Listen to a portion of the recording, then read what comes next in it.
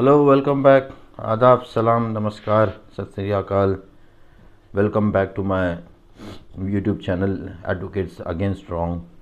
चलिए साहब, आज एक नई चिंता पे बात करते हैं जो हमेशा हर पति की होती है। जब पति और पत्नी के विवाद होता है बीच में, तो फिर पत्नी अपना कानूनी हक इस्तेमाल करती है और पत्नी अपने पति के ऊपर 498 दहेज उत्पीड़न, 125 भरण पोषण और डोमेस्टिक वायलेंस एक्ट के तहत 3 केसेस कर देती है। अब इसके बाद में पति थोड़ा या ज़्यादा परेशान हो जाता है। फिर वो सोचता है कि मैं खामोश रहूं या कोई प्रत्युत्तर दूं या कोई जवाब दूं। अगर खामोश रहूँगा तो ऐसे ही मुझे अपनी बहन बात कहने का मौका नहीं मिलेगा। और अगर मैं प्रत्युत्तर देता हूँ, कोई और अपने 2-4 तरफ से केस अगर मैं अपनी पत्नी पर लगाता हूँ, तो क्या वो और मुझ पर 2-4 केस और फाइल कर दी।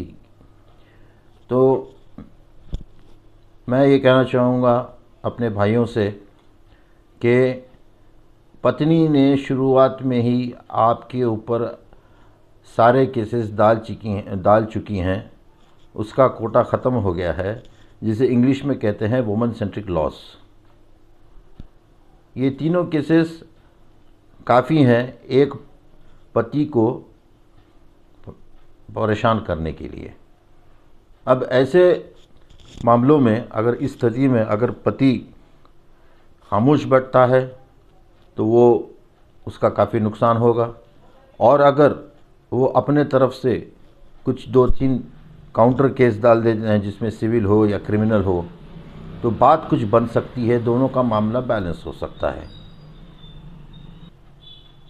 प्रश्न यही उठता है कि पति के वकील को सारी याचिका ध्यान से पढ़नी होगी और उसके अंदर जो कमियां हैं, जो झूठ है, जो झूठ लिखा हुआ है, उसे पकड़ना होगा।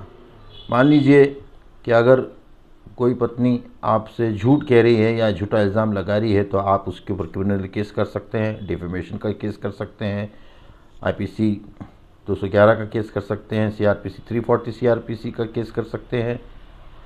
और ये सब करने के बाद